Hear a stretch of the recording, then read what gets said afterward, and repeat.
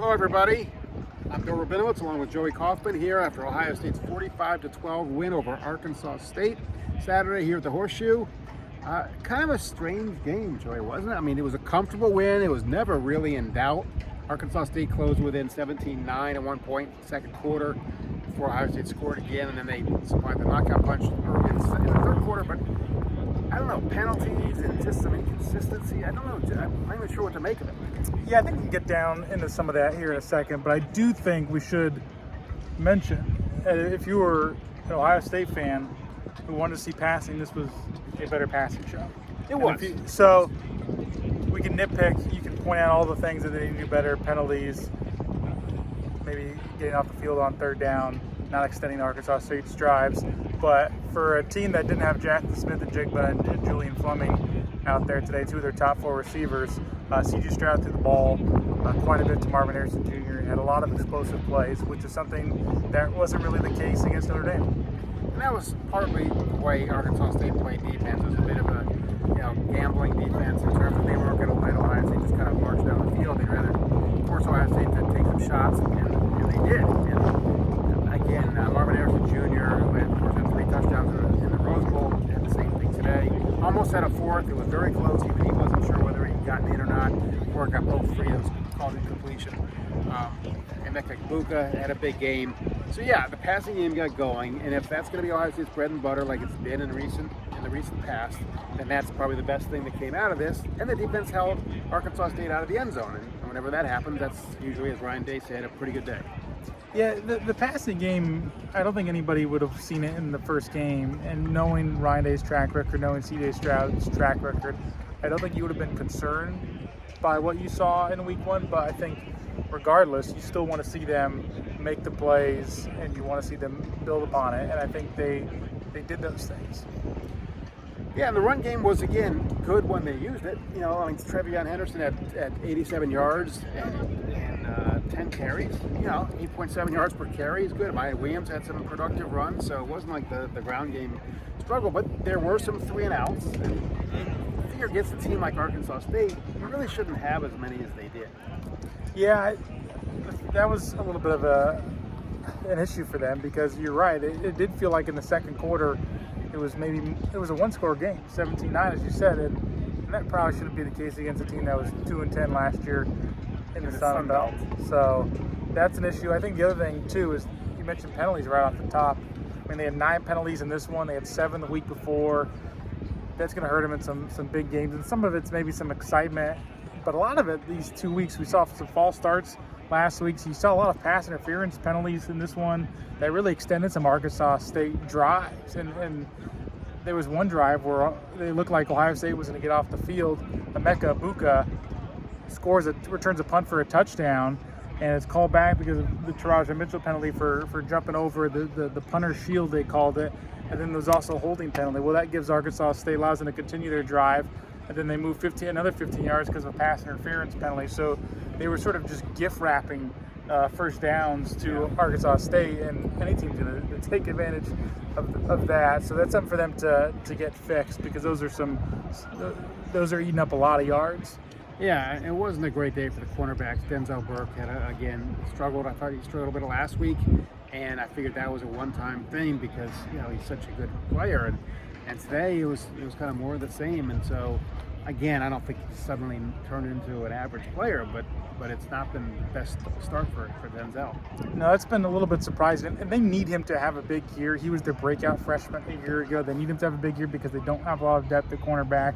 And he's somebody who's supposed to be their shutdown corner. They could just put on a guy for a whole game and take him out of the game. We saw it at times last year when he was up against David Bell of Purdue and Jahan Dotson at Penn State. He has a track record of being able to do that, but he's been picked on throughout the first 2 weeks of the season. But I think the thing to keep in mind with him is we don't have a lot of injury information from Ohio State, and he was somebody who they had vaguely referenced as maybe being banged up in training camp. So we don't know how much really practice time he had in the preseason.